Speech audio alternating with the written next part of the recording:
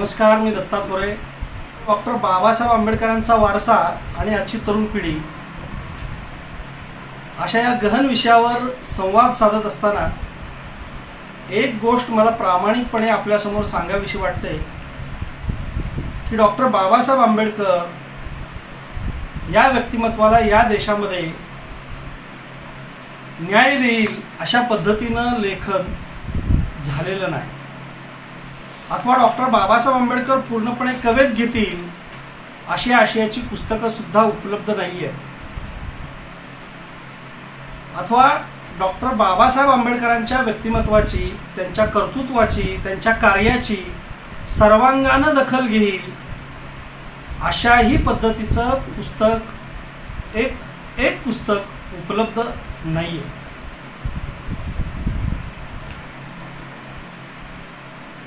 मुळात डॉक्टर बाबासाहेब आंबेडकर हा शब्द जरी तोंडातून उच्चारला तरी तुमच्या आमच्या समोर बाबासाहेब आंबेडकरांविषयी निर्माण होणारी जी प्रतिमा आहे ती एका चौकटीत पुरती मर्यादित आहे.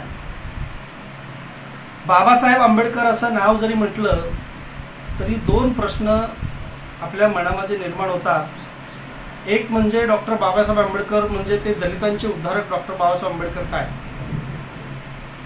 आणि दुसरा एक प्रश्न डॉक्टर बाबासाहेब आंबेडकर म्हणजे भारतीय राज्यघटना वगैरे त्यांनी लिहिली ते डॉक्टर बाबासाहेब आंबेडकर काय. याच्या पलीकडे डॉक्टर बाबासाहेब आंबेडकरांनी काही कार्य केलं आहे याचीच या देशातल्या अनेक लोकांना माहिती नाही. डॉक्टर बाबासाहेब आंबेडकर यांनी आपल्या संपूर्ण आयुष्यामध्ये फक्त दलित उद्धारासाठीच काम केलं आहे का, असा जर कोणी प्रश्न विचारला तर त्या प्रश्नाचं उत्तर नकारार्थी आहे.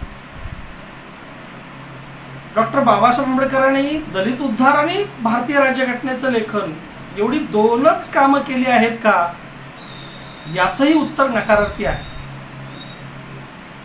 डॉक्टर बाबासाहेब आंबेडकरांनी आपल्या आयुष्यामध्ये जे काही कार्य केलं त्यांच्या अनेक कार्यापैकी हे कामाचा भाग होते. या दोन गोष्टी म्हणजे डॉक्टर बाबासाहेब आंबेडकर असा समज कोणी करून घेऊ नये.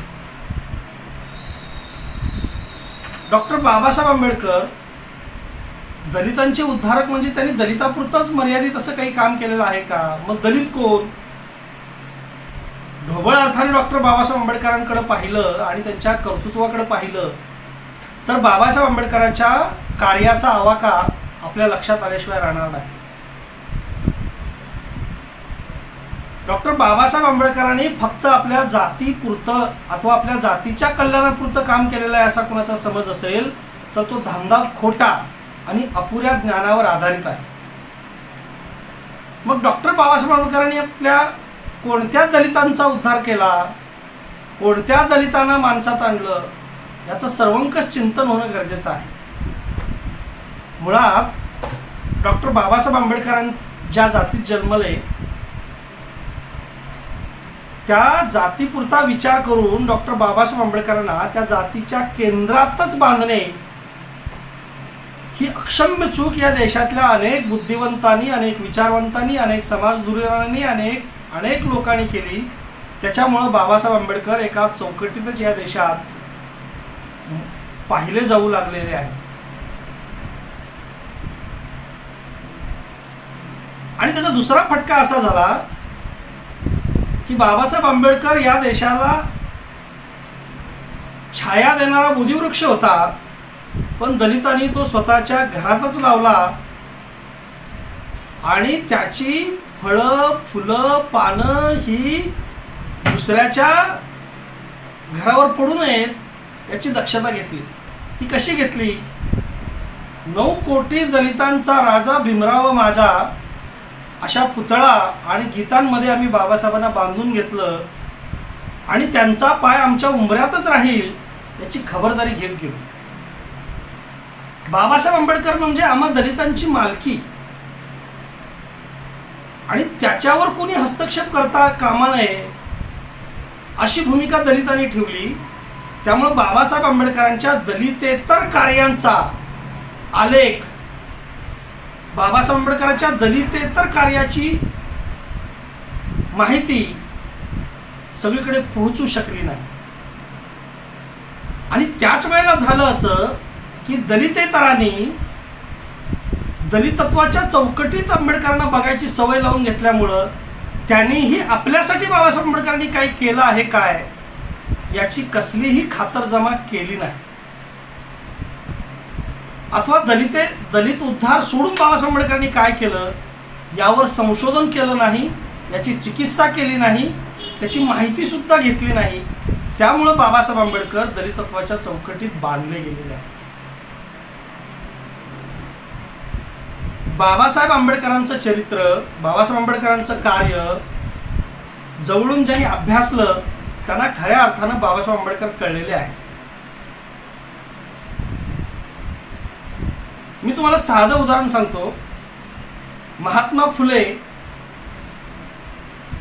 हे माळी समाजाचे, परंतु महात्मा फुल्यांनी माळी समाज सोडून या देशातील समस्त मानवजातीच्या उद्धारासाठी, या देशातील मानवांच्या कल्याणासाठी, या देशातील समस्त जातीच्या स्त्रियांच्या उद्धारासाठी कार्य केलेलं आहे. महात्मा फुल्यांचा युग संपल्यानंतर, महात्मा फुल्यांची पिढी संपल्यानंतर दुसऱ्या पिढीत सुद्धा महात्मा फुल्यांचं कार्य पाजरलेलं नव्हतं. अशा स्थितीमध्ये छत्रपती शाहू महाराजांनी महात्मा फुल्यांच्या कार्याला थोडाफार उजाळा दिला आणि बाबासाहेब आंबेडकरांनी महात्मा फुलेंना गुरु मानल्यामुळं महात्मा ज्योतिबा फुल्यांचं कार्य महाराष्ट्रामध्ये अथवा भारतामध्ये नव्यानं चर्चेला आलं आणि त्यांचं कार्य देशभर जगभर गेलं. बाबासाहेब आंबेडकरांच्या दलित अनुयायांनी आपल्या घरामध्ये बाबासाहेब आंबेडकरांचा देव केला आणि बाबासाहेब आंबेडकरांना फोटोत बंदिस्त करून तो देव्हाऱ्यात नेऊन ठेवला आणि बाबासाहेब आंबेडकरांबरोबर महात्मा ज्योतिबा फुल्यांचाही त्यांचे गुरु म्हणून फोटो आपल्या देव्हाऱ्यामध्ये पूजायला सुरुवात केली. आज अनेक दलित घरांमध्ये, प्रामुख्याने महार घरांमध्ये गेलं तर बाबासाहेब आंबेडकरांच्या जोडीनं ज्योतिबा फुल्यांचा फोटो असा लावलेला दिसतो.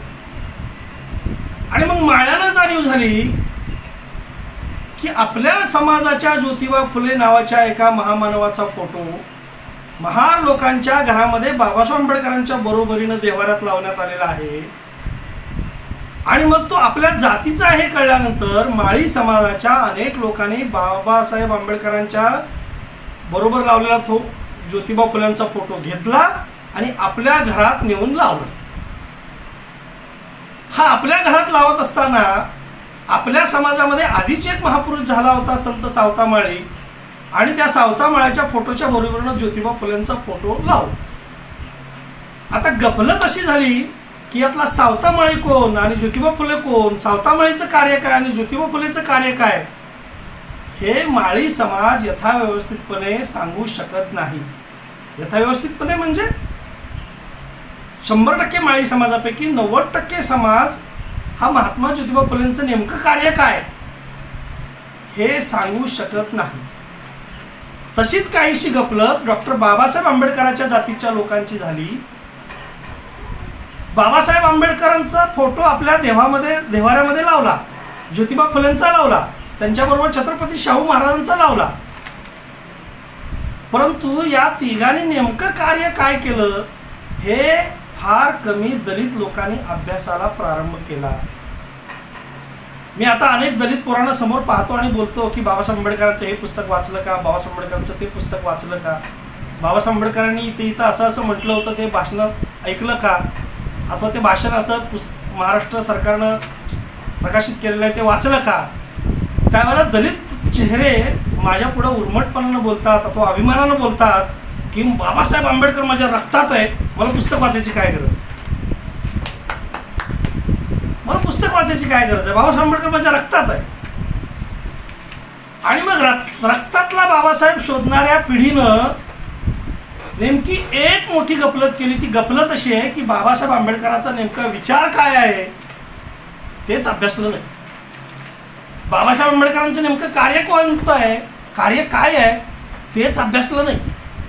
मग जुजबी माहितीवर, ऐकीव माहितीवर अथवा थोडं बहुत चौकशी करून मिळालेल्या उपलब्ध माहितीवर बाबासाहेब आंबेडकर समजून घ्यायचा आणि तोच बाबासाहेब आंबेडकर आहे आपल्या घरावर निळा झेंडा लावायचा, आपल्या गाडीवर असं अशोक चक्र रंगवायचं, आपलं 1 रुपयाचं बाबासाहेबांचं छायाचित्र असलेलं भारत सरकारनं काढलेलं नाणं खिशावर लावायचं आणि असं निळं रिबीन, निळा गुलाल असा अंगावर लावायचा आणि बाबासाहेबाचं मी रक्त आहे असं सांगत भारतभर फिरायचं, सगळ्या गल्लीत फिरायचं, सगळ्या गावभर फिरायचं. अशा कृतीतून बाबासाहेब आंबेडकर दाखवण्याचा प्रयत्न झाला. त्यामुळे झालं असं की बाबासाहेब आंबेडकर त्यांच्या अनुयायाच्या घरी पण उपेक्षित राहिले आणि बाहेर तर ते उपेक्षितच होते.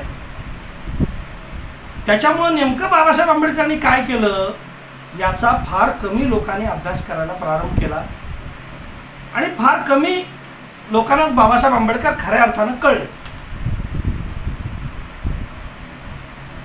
आता नेमकं आपण काय बाबासाहेब आंबेडकरांनी कार्य केलं याच्याकडं थोडं वळूया. बाबासाहेब आंबेडकर 21व्या शतकात जगाच्या इतिहासामध्ये माणसाला माणूसपण मिळवून देणारा, माणसाच्या माणूसपणासाठी संघर्ष करणारा आणि माणसाच्या माणूसपणासाठी आग्रह धरून त्याला माणूसपण प्राप्त करून देणारा 21व्या शतकातला सगळ्यात मोठा महानायक आहे. 21व्या शतकातला माणसाच्या माणुसकीच्या सामाजिक न्यायाच्या सामाजिक क्रांतीसाठी झटलेला सगळ्यात मोठा युगपुरुष आहे. लौकिक अर्थानं आपण बघूया की भारताची एकूण लोकसंख्या आहे, त्या एकूण लोकसंख्येच्या 50% लोकांपैकी 50% लोकांचा खरा उद्धारक जर कोण असेल तर तो डॉक्टर बाबासाहेब आंबेडकर आहे. आणि ही 50% लोक म्हणजे या देशांच्या स्त्रिया, या देशातील महिला. बाबासाहेब आंबेडकर या भारतातील संपूर्ण महिला वर्गांचा सगळ्यात मोठा स्वातंत्र्य योद्धा आहे. महात्मा ज्योतिबा फुले आणि सावित्रीबाई फुलेने पुण्यातून मुलीच्या शिक्षणाची पहिली शाळा जी काढली, ती शाळा या देशाला आधुनिक बनवणारी आणि स्त्री दास्याची, गुलामगिरीची बेडी तोडणारी पहिली क्रांती होती. या दिव्याचा पुढे ज्योतिबा फुलेने मशाल केली, राजश्री छत्रपती शाहू महाराजांनी मशाल केली आणि डॉक्टर बाबासाहेब आंबेडकरांनी वनवा केला असं म्हटलं तर वावगं ठरणार नाही.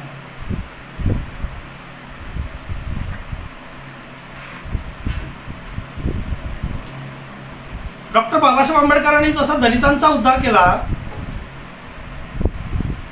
तसं या देशातल्या 50% महिलांचा मुक्तिदाता म्हणून डॉक्टर बाबासाहेब आंबेडकरांची खरी ओळख आहे. आणि ती कशी आहे? डॉक्टर बाबासाहेब आंबेडकरांनी या देशातल्या स्त्रियांना न मागता सगळे अधिकार दिलेले आहेत. अमेरिकेसारखा लोकशाहीचा टेंभा मिरवणारा आणि जगातली सगळ्यात प्रगल्भ लोकशाही असणारा देश, असा मुकुट मिरवणारा अमेरिका, तिथल्या देशातल्या महिलांना सुद्धा मताच्या अधिकारासाठी रस्त्यावर येऊन आंदोलन करावं लागलेलं आहे. हा मताचा अधिकार म्हणजे काय आहे? हा मताचा अधिकार म्हणजे फक्त मताचा अधिकार नाही आहे, हा समानतेचा अधिकार आहे, हा स्वातंत्र्याचा अधिकार आहे, या देशातली सरकार निवडण्याचा अधिकार आहे. अमेरिकेसारख्या देशात महिलांना यासाठी रस्त्यावर यावं लागलं. बाबासाहेब आंबेडकरांनी या देशातल्या महिलांना भारतीय राज्यघटनेच्या रूपानं हा अधिकार न मागता दिलेला आहे, न मागता दिलेला आहे. फक्त मताचा अधिकार आहे का? बाबासाहेब आंबेडकरांची राज्यघटना अस्तित्वात येण्याच्या आधी या देशामध्ये एक व्यवस्था होती, ती मनुवादी व्यवस्था होती, ती धर्मवादी व्यवस्था होती. आणि त्या व्यवस्थेमध्ये स्त्रियांचं स्थान काय होतं? क्षुद्र. मग ती दलिता घरची स्त्री असेल, ती ओबीसीची स्त्री असेल, ती एसटीची स्त्री असेल, ती ब्राह्मणा घरची स्त्री असेल, तरी तिचं जनमानसातील स्थान हे क्षुद्र होतं. क्षुद्र होतं म्हणजे काय? स्त्रियांनी घरातच बसायचं, चूल सांभाळायची, आपण जन्माला घातलेली मुलं सांभाळायची.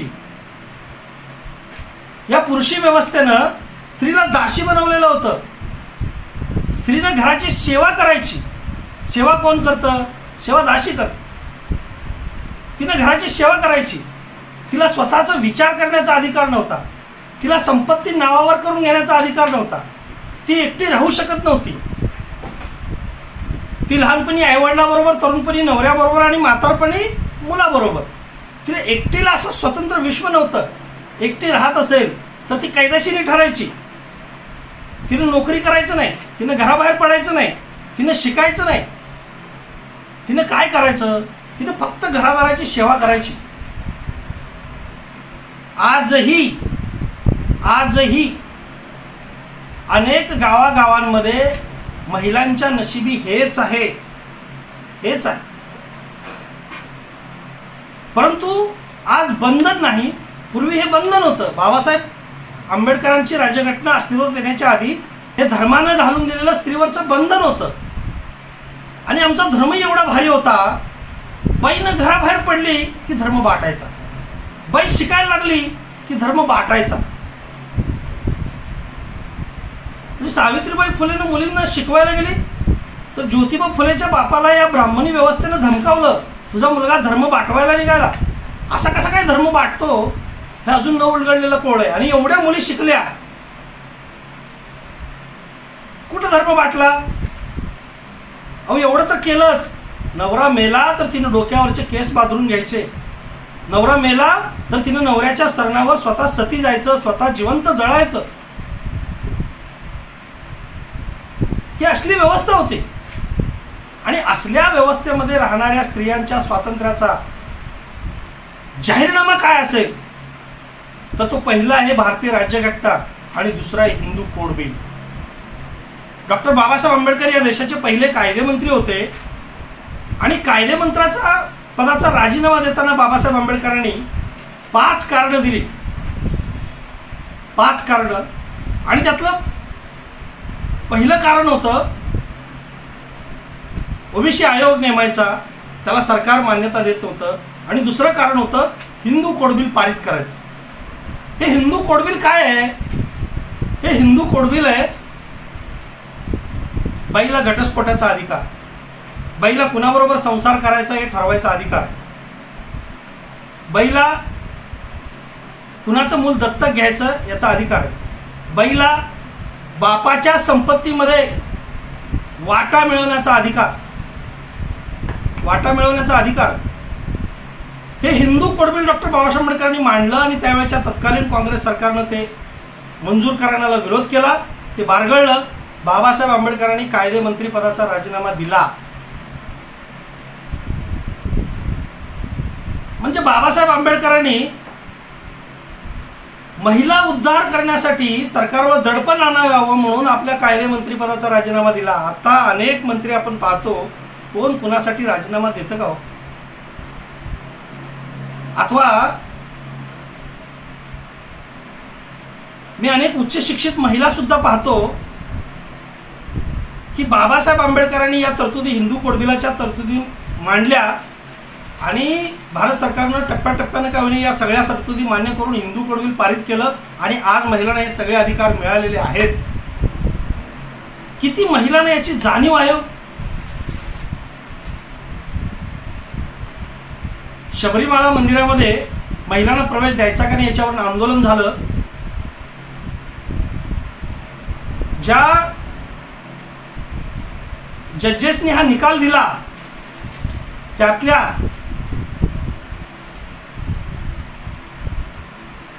एक स्त्री आणि काही जज पुरुष होते. तर त्यातल्या पुरुष जजांनी महिलांना महिला म्हणून मंदिरात येण्यापासून कुणीही रोखू शकत नाही असा निर्णय दिला. तर त्या निर्णयावर हा निर्णय देणाऱ्या एकूण न्यायपीठापैकी एका महिला न्यायाधीशानं धर्मात ढवळाढवळ महिलांनी करू नये असं निरीक्षण नोंदवलं. शिकलेल्या महिला सुद्धा अजून बाबासाहेब आंबेडकरांनी दिलेल्या अधिकाराचा व्यवस्थितपणे वापर करता येतो की नको, येतो की नाही याच्याबद्दल संशय आहे. हे कशाचं प्रतीक आहे? अनेक आमच्यातल्या शिकलेल्या महिला आज महात्मा फुलेंची सावित्री सोडून वडाच्या सावित्रीच्या दिशेने जातात. हे कशाचं प्रतीक आहे? हे महिलांना सगळे अधिकार दिलेत ते बाबासाहेब आंबेडकरांनी दिलेत.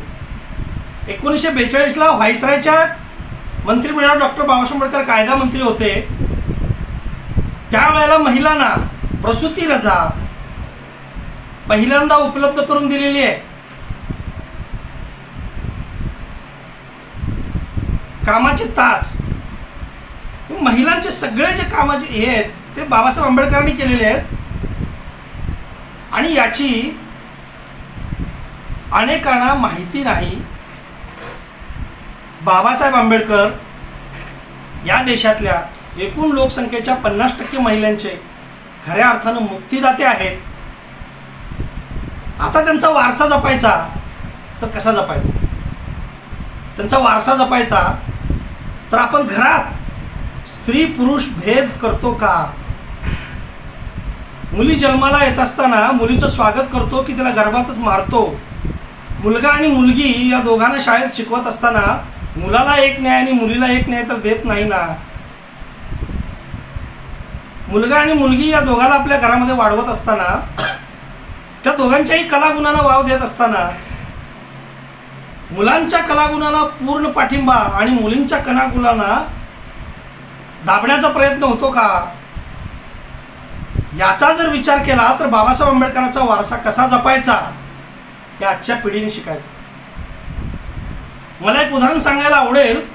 डॉक्टर बाबासाहेब आंबेडकर ज्या वेळेला कायदेमंत्री पदाची शपथ घ्यायला निघाले होते निवडून आलेल्या सरकारमध्ये पंडित जवाहरलाल नेहरूंच्या, त्यावेळेला बाबासाहेब आंबेडकरांच्या सुविद्य पत्नी माईसाहेब आंबेडकर या गाडी चालवत डॉक्टर बाबासाहेब आंबेडकरांना घेऊन गेल्या होत्या.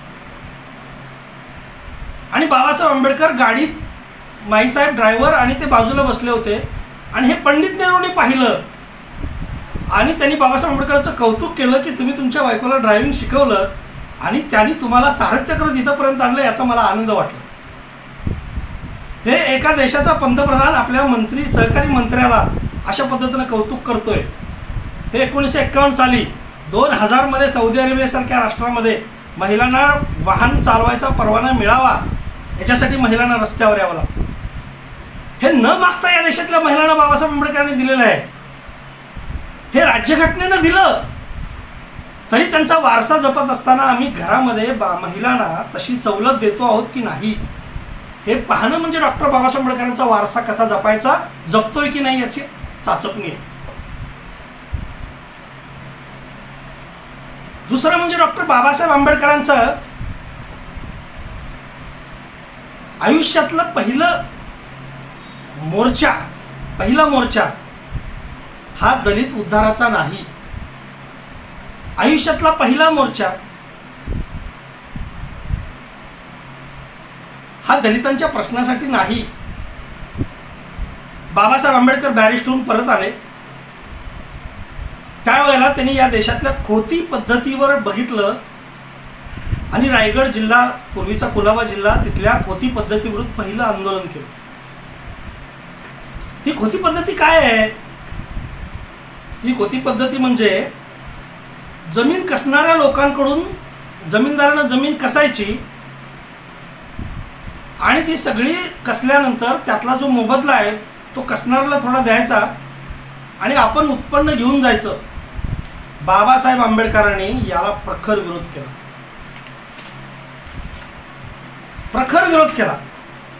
आणि बाबासाहेब आंबेडकरांचे नारायण नागू पाटील नावाचे शेतकरी नेते कार्यकर्ते होते. त्यांच्या संगनमताने बाबासाहेब आंबेडकरांनी त्यावेळच्या मुंबई प्रांतावर या शेतकऱ्यांचा मोर्चा काढला आणि मोर्चा काढून शेतकऱ्यांच्या दुखण्यावर बोट ठेवलं. फक्त मोर्चाने काढला. बाबासाहेब आंबेडकरांनी आपलं एक छोटं पुस्तक, एक संशोधनपर लेख हा या देशातल्या शेतीच्या प्रश्नावर लिहिला. Small holdings and their remedies असं त्या पुस्तकाचं नाव आहे.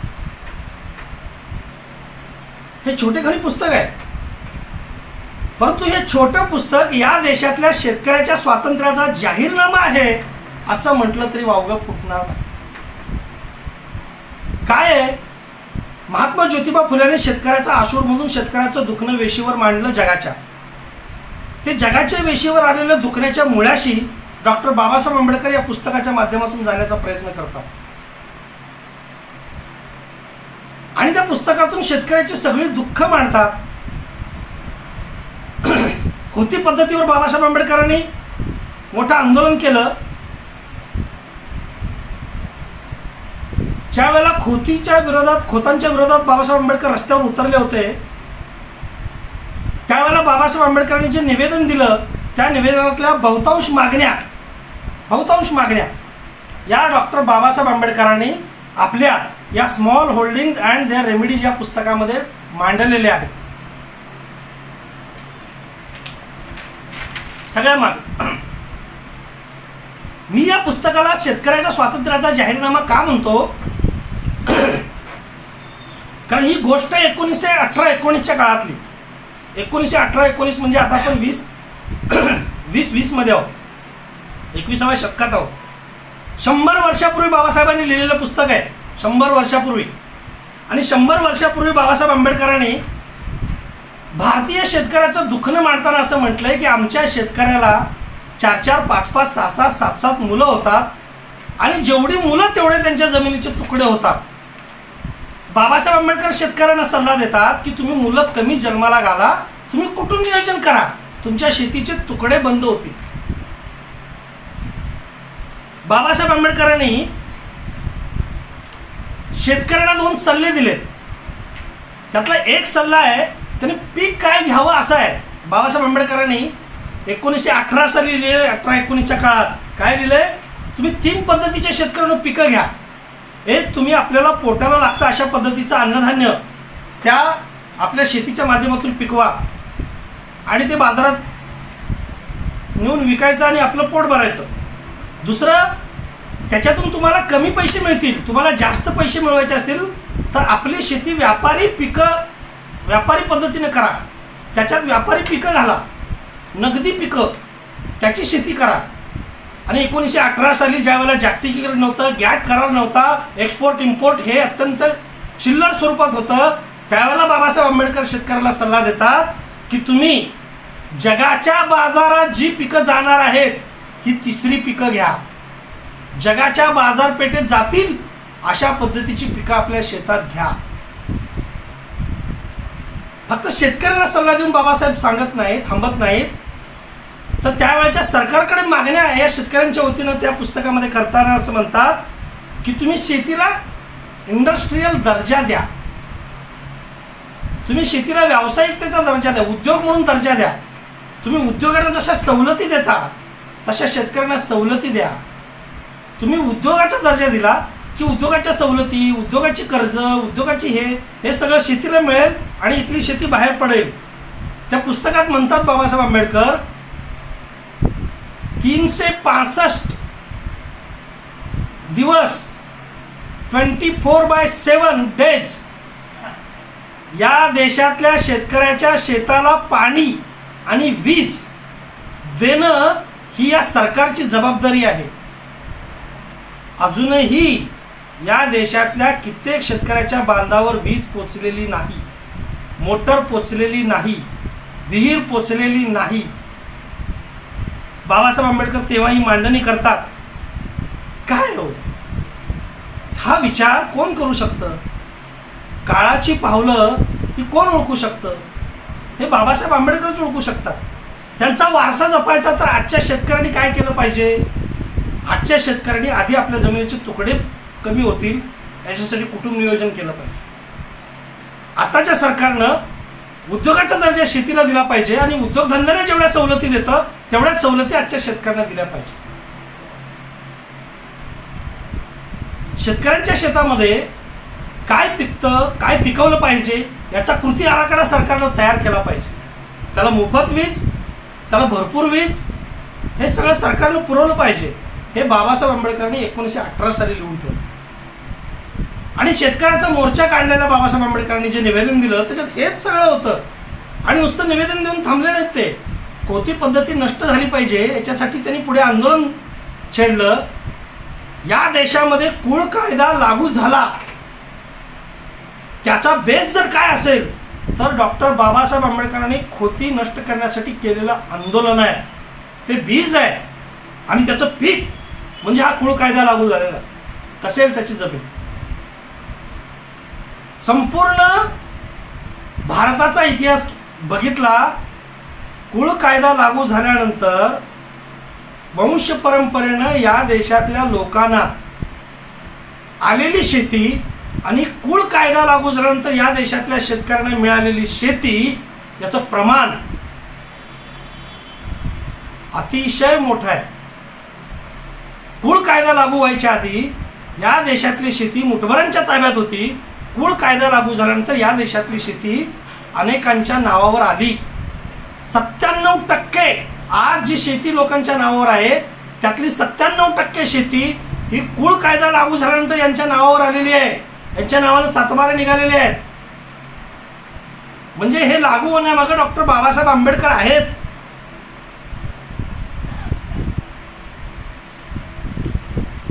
आणि हे आपण अभ्यासलं पाहिजे. डॉक्टर बाबासाहेब आंबेडकर व्हाईसरायच्या केंद्रीय मंत्रिमंडळामध्ये मंत्री होते. त्यांच्याकडे पदभार होता कायदेमंत्री पदाचा. परंतु डॉक्टर बाबासाहेब आंबेडकरांकडं तेवढं एकच खातं न देता अनेक खाती त्यावेळेच्या सरकारनं दिलेली होती. त्याच्यामध्ये ऊर्जा होतं, त्याच्यामध्ये सिंचन होतं, त्याच्यामध्ये बांधकाम होतं. आणि या सगळ्या खात्याचा 20 जुलै 1942 डॉक्टर बाबासाहेब आंबेडकरांनी व्हाईसरायच्या मंत्रिमंडळामध्ये मंत्री म्हणून शपथ घेतली. आणि स्वातंत्र्य मिळेपर्यंत बाबासाहेब आंबेडकर हे एवढ्या खात्याचे मंत्री होते. हे मी एवढ्यासाठी सांगतोय की बाबासाहेब आंबेडकरांच्या अनेक व्यक्तिमत्वाचा पैलू जो आतापर्यंत अभ्यासला गेलेला नाही, आतापर्यंत सांगितला गेलेला नाही, तो आपल्याला कळावा. आणि या 5 वर्षाच्या काळामध्ये डॉक्टर बाबासाहेब आंबेडकरांनी या देशाला जे दिलेलं आहे त्याला शब्द नाही. कामगार मंत्री असलेल्या डॉक्टर बाबासाहेब आंबेडकरांनी कामाचे तास 8 तासावर आणणे ही सगळ्यात मोठी. महिलांना प्रसूतीच्या रजा कामगार मंत्री म्हणून घेतलेले निर्णय. प्रॉव्हिडंट फंड आता जो पीएफ लोकांना मिळतो का नाही, आता जी ग्रॅच्युइटी लोकांना मिळते की नाही सगळ्या कर्मचाऱ्यांना शासनाच्या, त्याच्यामागे डॉक्टर बाबासाहेब आंबेडकर. मधली सुट्टी बाबासाहेब आंबेडकर कायदेमंत्री व्हायच्या आधी कामाचे तास 12 होते. हे लक्षात घेतलं पाहिजे.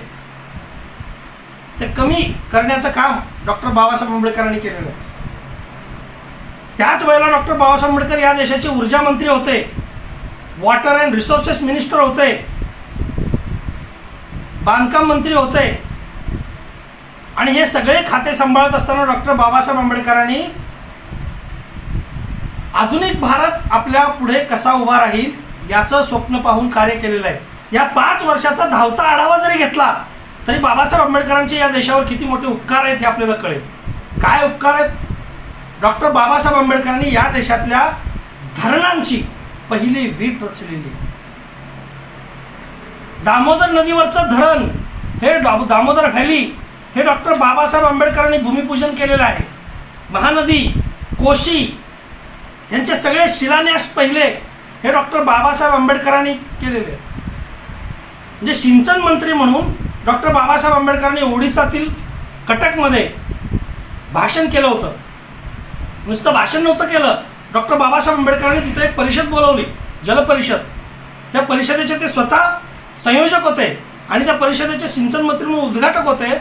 आणि त्या उद्घाटनामध्ये डॉक्टर बाबासाहेब आंबेडकर असं म्हणतात की या देशाचा भौगोलिक इतिहास बघितला तर गंगा आणि ब्रह्मपुत्रा या 2 नद्यांना उन्हाळ्यामध्ये पूर येतो. या 2 नद्यांना उन्हाळ्यामध्ये पूर आल्यानंतर ह्या 2 नद्यांना उन्हाळ्यातच पूर येतो. याचं कारण असं आहे की या दोन्ही नद्यांचा उगम हा हिमालयात आहे आणि ऊन पडलं की या दोन्ही नद्यांचा बर्फ वितळल्यामुळे महापूर येतो आणि भरपूर पाणी समुद्राला मिळतं. डॉक्टर बाबासाहेब आंबेडकर कटकमध्ये भाषण करत असताना, त्या जल परिषदेचं उद्घाटन करत असताना संयोजक आणि उद्घाटक या दोन्ही भूमिकेतून बोलताना म्हणतात, ब्रह्मपुत्र नदीचं समुद्राला मिळणारं उन्हाळ्याच्या पुरामुळं एक वाया जाणारं 10,000 TMC पाणी, यातील फक्त 1,000 TMC पाणी आपण अडवू शकलो तरी या देशाची तहान भागणार आहे, एक ऊर्जा मंत्री. आणि त्यावेळेला डॉक्टर बाबासाहेब आंबेडकर म्हणतात की आपल्याला या सगळ्या नद्या पाणी अडवायचं आहे. हे फक्त धरण पाणी पिण्यासाठी नाही, हे पाणी सिंचनासाठी, हे पाणी पिण्यासाठी, हे पाणी आरोग्यासाठी, हे पाणी जलवाहतूक करण्यासाठी, हे पाणी ऊर्जा निर्मितीसाठी आणि हे पाणी पर्यटनासाठी, म्हणजे पाण्यातून वॉटर पार्क निर्माण करून त्यातून पर्यटन निर्माण करायचं असं स्वप्न डॉक्टर बाबासाहेब आंबेडकरांनी त्या काळात बघितलेलं. डॉक्टर बाबासाहेब आंबेडकर ऊर्जा मंत्री म्हणून काम करत असताना ब्रिटिश गव्हर्नमेंटमध्ये जेवढ्या धरणांची स्वप्न बघितलीत तेवढ्या सगळ्या धरणांचे 5 वर्षामध्ये शिलान्यास केले, कामाला सुरुवात केली. याच्यावरचा एक किस्सा सांगितला होता, तो किती खरा किती खोटा मला माहीत नाही, परंतु किस्सा भयानक आहे. डॉक्टर बाबासाहेब आंबेडकर हे दामोदर व्हॅलीचं स्वप्न बघत होते आणि त्यांनी दामोदर व्हॅलीचा सगळा प्रस्ताव आराखडा स्वतःच्या मार्गदर्शनाने तयार केला. दामोदर व्हॅलीची संकल्पना कागदावर उतरवली, त्यासाठी निधीची तरतूद करून घेतली. तो निधी करून त्याचं काम करायचं ठरलं. ते काम करायचं ठरल्यानंतर त्याला चांगल्या इंजिनियरचा शोध डॉक्टर बाबासाहेब आंबेडकरांना मिळाला. मग त्याला कुणीतरी सांगितलं की एक पंजाबी इंजिनियर आहे आणि तो इंजिनियर चांगला आहे. हे साल आहे 1944चं, 43-44चं. डॉक्टर बाबासाहेब आंबेडकरांनी 2-3 माणसं आपली पाठवली आणि जा त्या इंजिनियरला बोलावून घेऊन या. ते इंजिनियरकडे गेले. पंजाबी इंजिनियर डॉक्टर बाबासाहेब आंबेडकरांकडे कडून आलो आहे आणि डॉक्टर बाबासाहेब आंबेडकरांनी तुम्हाला दामोदर व्हॅलीचं काम करण्यासाठी बोलावलं आहे असं त्या इंजिनियरनं सांगितलं. तो इंजिनियर म्हणाला की डॉक्टर बाबासाहेब आंबेडकर हे अस्पृश्य आहेत आणि मी अस्पृश्याच्या हाताखाली काम करणार नाही. ही 2 माणसं परत आली. डॉक्टर बाबासाहेब आंबेडकरांना म्हणाली की असं डॉक्टर बाबासाहेब आंबेडकर त्यांनी आम्हाला म्हटलेलं आहे, ते आपल्या हाताखाली काम करणार नाही. डॉक्टर बाबासाहेब आंबेडकरांना आश्चर्य वाटलं. म्हटलं ठीक आहे, तो इंजिनियर विद्वान आहे. हो आहे. मग तो आपल्याकडे येत नसेल तर चला मी त्यांच्याकडे येतो. बाबासाहेब आंबेडकर मंत्री असताना गाडी काढतात, ते इंजिनियरकडे जातात. सुटाबुटात आपल्यासमोर थांबलेल्या बाबासाहेब आंबेडकरांना पाहून ते इंजिनियरची बोबडी वळते. तो लावून नमस्कार करतो. बाबासाहेब आंबेडकर म्हणतात की तू अस्पृश्याच्या हाताखाली काम करणारीची गोष्ट ठीक आहे, परंतु तुला देशासाठी सेवा करण्याची संधी आहे. तू या दामोदर व्हॅलीचं काम पूर्ण करायला ये. तो इंजिनियर डॉक्टर बाबासाहेब आंबेडकरांच्या सोबत येतो. दामोदर व्हॅलीचं काम सुरू होतं. त्याचा शिलान्यास बाबासाहेब आंबेडकरांच्या हातून होतो आणि दामोदर व्हॅली स्वातंत्र्यानंतर पूर्ण झाली. हेच महानदीच्या बाबतीत झालेलं आहे, हेच कोशीच्या बाबतीत झालेलं आहे. म्हणजे या देशातली जी सगळ्यात मोठी धरणं आहे त्याचा शिलान्यास डॉक्टर बाबासाहेब आंबेडकरांनी केलेला आहे. त्याचा कृती आराखडा डॉक्टर बाबासाहेब आंबेडकरांनी केलेला आहे. त्याची आर्थिक तरतूद डॉक्टर बाबासाहेब आंबेडकरांनी करून घेतलेली आहे आणि त्याच्या कामावर देखरेख डॉक्टर बाबासाहेब आंबेडकरांनी करून ठेवलेले आहे. मला नाव माहीत नाही, पण एका तत्कालीन इंग्रज अधिकाऱ्यानं एक लिहून ठेवलं नोट आणि ती लिखित स्वरूपात भारत सरकारच्या दप्तरी आहे. ते असं म्हणतात की या 4 राज्यामध्ये होणाऱ्या धरणाच्या कामावर जर प्रशासकीय पातळी आणि कामाचा प्रारंभ आणि काम पूर्तता याचा आराखडा बांधला गेला असता जे काम 30 वर्षात होणार नव्हतं ते काम एकट्या डॉक्टर बाबासाहेब आंबेडकरांमुळे अवघ्या 5 ते 7 वर्षात पूर्णत्वाला गेलं. ही नोंद आहे. डॉक्टर बाबासाहेब आंबेडकर अशा पद्धतीने काम करत होते. मंत्री म्हणून काम करत असताना, वीज मंत्री म्हणून, ऊर्जा मंत्री म्हणून डॉक्टर बाबासाहेब आंबेडकर काय म्हणतात? डॉक्टर बाबासाहेब आंबेडकरांनी म्हटलंय की या देशातल्या नागरिकांना स्वस्त वीज देणं, स्वस्त पाणी उपलब्ध करून देणं ही माझी जबाबदारी नाही. बाबासाहेब आंबेडकर काय म्हणतात बघा, या देशातल्या जनतेला, नागरिकांना स्वस्त वीज उपलब्ध करून देणं, स्वस्त पाणी उपलब्ध करून देणं ही माझी जबाबदारी नाही, तर मोफत वीज उपलब्ध करून देणं आणि मोफत पाणी उपलब्ध करून देणं ही मंत्री म्हणून माझी जबाबदारी आहे. हे डॉक्टर बाबासाहेब आंबेडकरांचं विधान आहे. याला तुम्ही कुठल्या दलितत्वाच्या चौकटीत बांधणार आहात? बांधताच येणार नाही. आणि डॉक्टर बाबासाहेब आंबेडकरांच्या कार्याचे हे सगळे दाखले अद्याप बाहेर आलेले नाही. अद्याप बाहेर आलेले नाही. बाबासाहेब आंबेडकरांनी हिंदू कोड बिलाबरोबर, ओबीसीच्या मुद्द्याबरोबर जी 3 राजीनाम्याची अन्य कारणं सांगितलेली होती त्यातला 3रं जे कारण होतं ते फॉरेन पॉलिसीचं होतं. त्यांनी फॉरेन पॉलिसी राबवत असताना भारत सरकारला म्हणजे पंडित जवाहरलाल नेहरूंना सुचवलं होतं की चीन आणि पाकिस्तान बरोबर तुमचा रवैया ठीक नाही, हे दोघेही आपले डोकेदुखी ठरणार आहेत. 51 पर्यंत कोणतंही युद्ध ह्या दोन राष्ट्राबरोबर भारताचं झालेलं नव्हतं. म्हणजे काळाची पावलं डॉक्टर बाबासाहेब आंबेडकरांनी कशी ओळखलेली होती बघा. डॉक्टर बाबासाहेब आंबेडकर हे अर्थतज्ञ होतेच, परंतु अर्थतज्ञ डॉक्टर बाबासाहेब आंबेडकरांनी या देशातल्या वाढत्या लोकसंख्येवर पहिलं बिल 1938 साली 10 नोव्हेंबर 1938 साली मुंबई प्रांताच्या विधानसभेत मांडलं. आणि लोकसंख्या वाढीच्या विरोधात बिल मांडत असताना डॉक्टर बाबासाहेब आंबेडकर असं म्हटले होते की आपल्या देशातील लोकसंख्या आपल्याला नियंत्रणात ठेवावी लागेल. 1 किंवा 2 मुलांना जन्म देणं हेच आपल्या देशाला सर्वोत्तम पर्याय आहे. साल बघा 1938, तारीख आहे 10 नोव्हेंबर, आणि मुंबई प्रांतात डॉक्टर बाबासाहेब आंबेडकर खाजगी बिल मांडतात. सभागृहातल्या अनेक सदस्यांनी बाबासाहेब आंबेडकरांना वेड्यात काढलं. ते म्हणाले, बाबासाहेब आंबेडकर, तुम्हाला जर मुलं जन्माला घालणं होत असेल तर तुम्ही शांत राहा, आम्हाला मुलं जन्माला घालून द्या, काही काळजी करायची गरज नाही. जेवढी लोकसंख्या वाढेल तेवढ्याला आपण पोसायला खंबीर आहोत. आज आपण चायनाला क्रॉस करत आहोत. जगातली सर्वाधिक लोकसंख्या या कोरोना काळामध्ये एवढ्या अवाढव्य लोकसंख्येला लशी आणि आरोग्य सोयी पूर्विता सरकारच्या नाकी नऊ आलेले आहेत. बाबासाहेब आंबेडकर 1938 साली हा जाहीरनामा मांडतात. त्यानंतर कितीतरी वर्षांनी काँग्रेसच्या पंतप्रधान इंदिरा गांधी यांनी 2 मुलं आणि नसबंदीचा कायदा आणला आणि त्याची परतफेड त्यांना सरकार काढून भोगावी लागली. म्हणजे किती दूरदृष्टीचा डॉक्टर बाबासाहेब आंबेडकर नेते होते हे आपल्याला बघायला मिळेल. बाबासाहेब आंबेडकरांच्या अनेक कार्यापैकी दलित उद्धाराचं कार्य सोडूनची ही कार्य आहे. म्हणजे आपल्याला आंबेडकर वेगळ्या पद्धतीने बघायला मिळतील. महिलांनी डॉक्टर बाबासाहेब आंबेडकरांच्या कर्तृत्वाचा अथवा कार्याचा अथवा त्यांच्या आपल्याला ज्यांनी मुक्ती दिली त्यांना विसर पडलेला आहे.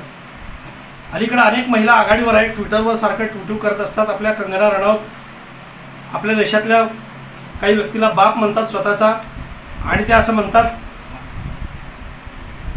पण त्यांचा हा आताचा बाप आणि त्यांना पाठिंबा देणारी मातृसंस्था ज्या धर्माचा अनुनय करते तो धर्म त्यांना ही कलेचं स्वातंत्र्य, त्यांना हे अभिव्यक्तीचं स्वातंत्र्य, त्यांना हे संपत्ती जमवण्याचं स्वातंत्र्य देत होता का, याच्याबद्दल त्यांचं काय मत आहे. आणि वारसा जपायचा असेल तर हे विसरून कसं चालणार आहे.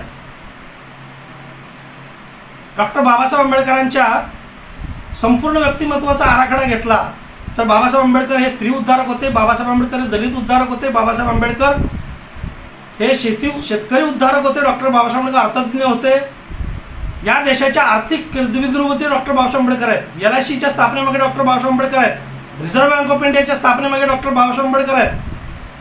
हे काय आहे, लँड मॉर्गेज बँक ही बँक डॉक्टर बाबासाहेब आंबेडकरांनी स्थापन केलेली आहे. या सगळ्यांमागे प्रेरणा कोणाची आहे, डॉक्टर बाबासाहेब आंबेडकरांची आहे. अमर्त्य सेन नावाच्या भारतीय अर्थतज्ञाला ज्यावेळेला नोबेल जगाच्या आर्थिक विचाराबद्दलचं नोबेल जाहीर झालं त्यावेळेला अमर्त्य सेननं जगाला सांगितलं की माझ्या अर्थशास्त्राचा गुरु कोण असेल तर डॉक्टर बाबासाहेब आंबेडकर. बाबासाहेब आंबेडकरांची PhD अर्थतज्ञातली अर्थशास्त्राची आहे. बाबासाहेब आंबेडकरांना वित्तमंत्री व्हायचं होतं. खरं तर वित्त आणि नियोजन हे 2 जे खाते आहेत, प्लॅनिंग मिनिस्टर, हे बाबासाहेब आंबेडकरांना प्लॅनिंग मिनिस्टर व्हायचं होतं, परंतु त्यावेळेच्या सरकारनं ते दिलं नाही. डॉक्टर बाबासाहेब आंबेडकरांना हे जे प्लॅनिंगमध्ये इंटरेस्ट होता तो का होता, त्यांना त्यांच्यामधले जे अर्थतज्ञ होता तो त्यांना तिकडे ओढत होता आणि बाबासाहेब आंबेडकरांना ते करायचं होतं. बाबासाहेब आंबेडकरांच्या आयुष्यातलं सगळ्यात मोठं कार्य जर काय असेल तर ते मी असं मानतो की बाबासाहेब आंबेडकरांनी या देशातल्या सगळ्या माणसांना भारतीय राज्यघटनेच्या रूपाने एक आवाज दिला. डॉक्टर बाबासाहेब आंबेडकरांच्या एकूण कामापैकी सगळ्यात चांगलं काम कुठलं असेल तर भारतीय राज्यघटनेच्या माध्यमातून डॉक्टर बाबासाहेब आंबेडकरांनी या देशातल्या नागरिकांना दिलेला अधिकार, समता, स्वातंत्र्य, समाजवादी समाजरचना, निधर्मी व्यवस्था, धर्मनिरपेक्ष व्यवस्था, हे डॉक्टर बाबासाहेब आंबेडकरांनी दिलेलं आहे. सगळ्यात मोठी भेट आहे.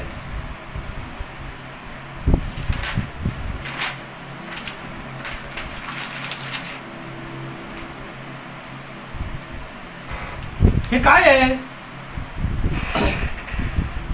डॉक्टर बाबासाहेब आंबेडकरांनी या देशाला खऱ्या अर्थानं आधुनिकता दिलेली. आपला भारत देश आधुनिक झाला हा ज्योतिबा फुलेंच्या क्रांतीनंतर, आंबेडकरांच्या क्रांतीनंतर आणि इंग्रजांच्या आगमनानंतर. आधुनिक होणं म्हणजे काय? म्हणजे मी धोतर आणि सदरा घालत होतो, आता पॅन्ट आणि शर्ट घालायला लागलो, पॅन्ट आणि शर्टही गेली आणि टी शर्ट घालायला लागलो, आता मी गॉगल घालायला लागलो, आता मी फाडफाड इंग्रजी बोलायला लागलो. हे असं होणं म्हणजे आधुनिक होणं नव्हे. आधुनिक होणं म्हणजे काय? आधुनिक होणं म्हणजे विचारणं आधुनिक होणं. आधुनिक होणं म्हणजे तत्वानं आधुनिक होणं. हे काय आहे? बाबासाहेब आंबेडकरांनी या देशाला आधुनिकतेचा चेहरा दिला भारतीय राज्यघटनेच्या माध्यमातून. बाबासाहेब आंबेडकरांनी हा आधुनिकतेचा चेहरा दिला नसता तर आज आपला देश कसा असता? आज आपला देश एका धर्माच्या चौकटीत असता. एका धर्माच्या चौकटीत असणं म्हणजे काय असणं? मूलतत्ववादी असणं. मूलतत्ववादी असणं म्हणजे काय असणं? धर्मवादी असणं. धर्मवादी असणं म्हणजे काय असणं? रूढीवादी आणि परंपरावादी असणं. हे असं असणं म्हणजे कुणावर तरी श्रेष्ठत्व गाजवणं, कुणाच्या तरी आधिपत्याखाली राहणं, अशा दोन भूमिकेत जगणं. एक तर राजा, एक तर धर्म, या दोघांच्या आधिपत्याखाली जगणं. हा देश आधुनिक झाला, तो विचारानं आधुनिक होणं गरजेचं होतं आणि भारतीय राज्यघटनेनं हा अधिकार तुम्हाला आणि आम्हाला दिलेला आहे. मी बोलू शकतो, मी देशांच्या कोणत्याही कानाकोपऱ्यामध्ये जाऊ शकतो, तिथे राहू शकतो, तिथं हवा तो उद्योग करू शकतो, तिथं संपत्ती नावावर करू शकतो. माझ्यासारखी संधी या सगळ्या जाती धर्माच्या लोकांना आहे. हे असणं म्हणजे धर्माचा अंमल नाही, जातीचा अंमल नाही, पुरुषी असणं, पुरुषी अहंकार असणं हे सुद्धा नाही. आपल्या सगळ्यांना समान संधीची समानता आणि जे दुबळे आहेत त्यांना आपल्या बरोबर येण्यासाठीची संधी उपलब्ध करून देणं म्हणजे आधुनिक होणं. कसल्याच पद्धतीचा भेदाभेद न मानणं म्हणजे आधुनिक होणं. आणि हा आधुनिक चेहरा भारतीय राज्यघटनेच्या माध्यमातून अथवा विचारांच्या माध्यमातून डॉक्टर बाबासाहेब आंबेडकरांनी या देशाला दिलेला आहे. We the people. भारतीय राज्यघटना ज्या वेळेला लिहिली त्यावेळेला ती कुणाला समर्पित करायची यासाठी संविधान सभेमध्ये चर्चा झाली. On the name of God, on the name of Allah. Bhagwandas Thakur सारखे गांधी भक्त म्हणाले on the name of Gandhi. परंतु तसं नाही. वी दी पीपल, आम्ही भारतीय लोक, आम्हा भारतीय लोकांसाठी अशा पद्धतीची घटना देशाला अर्पण करत आहोत असं प्रियांबल डॉक्टर बाबासाहेब आंबेडकरांनी दिलं. आणि हे दिलं नाही, प्रत्येक जागोजागी डॉक्टर बाबासाहेब आंबेडकरांनी राज्यघटनेमध्ये तशा तरतुदी करून ठेवलेल्या आहेत. शेवटच्या घटकाला न्याय ही कल्पना आहे. आणि शेवटच्या घटकाला न्याय ही कल्पना कशी येते? शरणकुमार लिंबाळे आपल्या सगळ्याला माहीत असते. अक्कर माशी नावाचं त्यांचं पुस्तक आहे, ज्या पुस्तकामुळे ते प्रकाशात आले. अक्कर माशी या पुस्तकामध्ये त्यांची स्वतःची आई ही गावातल्या एका पाटलानं ठेवलेली बाई होती आणि त्यांच्या पोटी अनावरोस म्हणून जन्म घेतलेले शरणकुमार लिंबाळे यांनी स्वतःच्या वेदना अक्कर माशी या पुस्तकातून लिहिल्या. काय होतं, या शेवटच्या घटकात राहिलेल्या माणसाला ना त्याच्या बापाचं नाव घेऊन मिरवता येत होतं, ना हा बाप आहे म्हणून आपल्या समाजामध्ये सांगता येत होतं. आजही ती व्यवस्था लिव्ह इन रिलेशनशिपच्या माध्यमातून समाजामध्ये नव्यानं अस्तित्वात येते आहे, आली आहे. एन.डी. तिवारीच्या मुलाला एन.डी. तिवारी माझा हा बाप आहे हे सिद्ध करण्यासाठी 10 वर्ष 15 वर्ष कोर्टाच्या पायऱ्या चढाव्या लागलेल्या आहेत. हाऊस मौज म्हणून अनेक जमीनदारांनी, अनेक सावकारांनी स्वतःच्या शेतामध्ये अशा अनेक कुट्या करून ठेवलेल्या होत्या आणि त्या कुट्यात अशी अनेक अंगवस्त्र राहत होती. त्या अंगवस्त्राच्या पोटी मुलगी जन्माला आली तर ती पुन्हा कोणाची तर अंगवस्त्र. मुलगा जन्माला आला तर त्याला बापाचं नाव मिळवण्याचा सुद्धा अधिकार नव्हता. भारतीय राज्यघटनेनं या समाजातल्या शेवटच्या घटकाला, तळातल्या घटकाला स्वतःचा बाप म्हणून सिद्ध करण्याचा अधिकार दिला.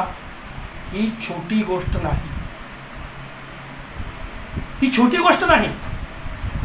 धर्माच्या जोखडाखाली झुकलेल्या बाईला धर्माच्या जोखडातून बाहेर काढून आधुनिकता देऊन शिक्षण, नोकरी या सगळ्याचा अधिकार दिला.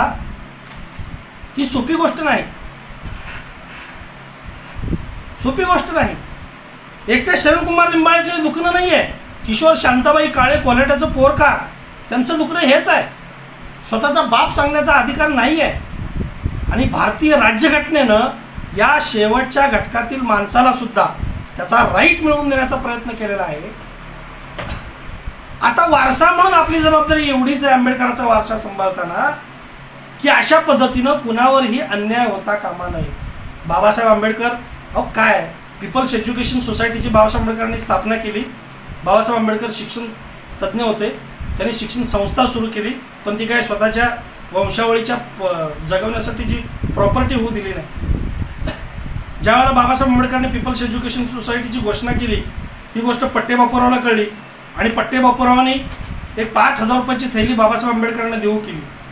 बाबासाहेब आंबेडकरांनी त्यावेळेला पट्टेबापूरावांना सांगितलं की माझ्या माता भगिनींना बोर्डावर नाचवून कमवलेले पैसे माझ्या शिक्षण संस्थेसाठी नको. एवढंही शोषण नको असं म्हणणारा, शोषण विरहित आणि मानवतावादी समाजाची निर्मिती करू पाहणारा, संधीची समानता देऊ पाहणारा या देशातला दुसरा माणूस नाही. हे आधुनिक होणं म्हणजे काय आहे? हे सगळं नष्ट करणं म्हणजे आधुनिक होणं आहे. हा मूलगामी विचार, हा धर्माचा विचार डोक्यातून काढून टाकून तुम्हाला नवं विचार देणं म्हणजे आधुनिक होणं आहे. या देशातली स्त्री मुक्ती, या देशातली अस्पृश्यांची दास्यमुक्ती, किमान दलितांना, अस्पृश्यांना, क्षुद्रांना धर्म माझ्यावर अन्याय करतो हे कळत तरी होतं हो. परंतु अशा अनेक जाती आहेत की ही गुलामी आहे हेच या लोकांना माहीत नाही. आणि दुर्दैवानं बाबासाहेब आंबेडकरांनी ज्या ओबीसीची रचना केली, त्या ओबीसीच्या रचनेमध्ये या सगळ्या जाती बाबासाहेब आंबेडकरांच्या कायद्यामुळं सगळे लाभ घेताना दिसतात, परंतु बाबासाहेब आंबेडकरांना त्याचं श्रेय देताना दिसत नाही, लाभ घेताना दिसतात. दुर्दैव असं आहे की ही गुलामी आहे हेच त्या जातीला कळत नव्हतं. तेलांना वर्षानुवर्ष मीच का तेल काढायचं, कुंभाराला वर्षानुवर्ष मीच का आवा चालवायचं, मीच का मडकं बनवायचं, सुतारांना मीच का वर्षानुवर्ष लाकूड कापायचं, कुंभाराला मीच का गाडगं बनवायचं, लोहाराला मीच का भाता चालवायचा, हे प्रश्नच पडायचे नाहीत. अरे ही गुलामी आहे. अतिक्षुद्र, महार, मान, ढोर, चांभार या जातींना जर पोटापाण्याची व्यवस्था नव्हती, हा एवढाच फरक आहे. परंतु या ओबीसीतल्या शेकडो जातीला, तेरेला, तांबळेला, कैकाड्याला, रामोशाला ही गुलामी आहे हेच माहीत नव्हतं. ही गुलामी आहे याची जाणीव ओबीसीचं स्ट्रक्चर करून डॉक्टर बाबासाहेब आंबेडकरांनी पहिल्यांदा करून दिली आणि त्यांच्या उद्धाराची तरतूद करून ठेवली.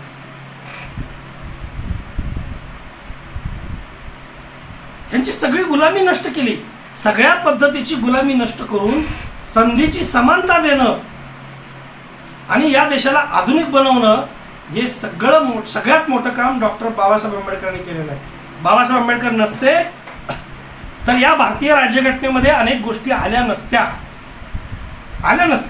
बाबासाहेब आंबेडकरांनी संविधान सभेमध्ये एकेका मुद्द्याचं खंडन करून सभागृहातल्या, आतासारखं सभागृह नव्हतं 4 खून केले की खासदार आहे, 5 खून केले की 6 बलात्कार केले की खासदार आहे, मी डॉन आहे म्हणून खासदार आहे, अशा पद्धतीचं सभागृह त्यावेळेला नव्हतं. त्यावेळेला अनेक बॅरिस्टर लोक सभागृहात होते आणि ते संविधान सभेत होते. त्यांच्याशी वाद घालून, युक्तिवाद करून 5-5, 6-6 तास आर्ग्युमेंट करून डॉक्टर बाबासाहेब आंबेडकरांनी संविधान तयार केलेलं आहे.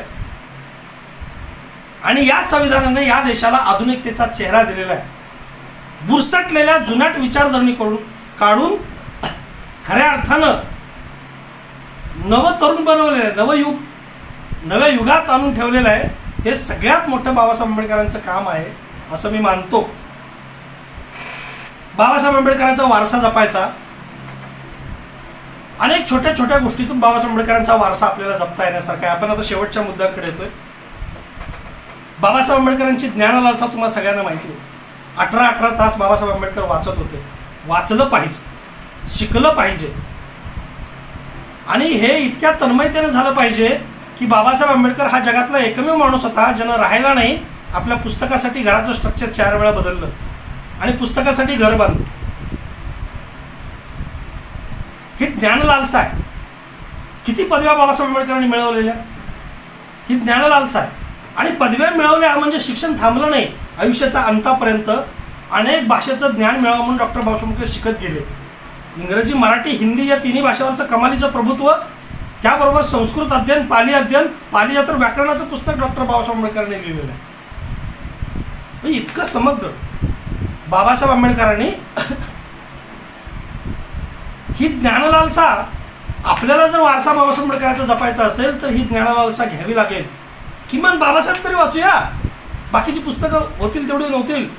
मला काय वाचायची गरज आहे, बाबासाहेब माझ्या रक्तातच आहे, या बोळसट विचारधारेतून थोडंसं बाहेर या. आणि बाबासाहेब म्हणजे काय दलितच आहे, त्याचं काय आपल्याला काय देणं पडलंय, याही बोळसट विचारातून बाहेर या.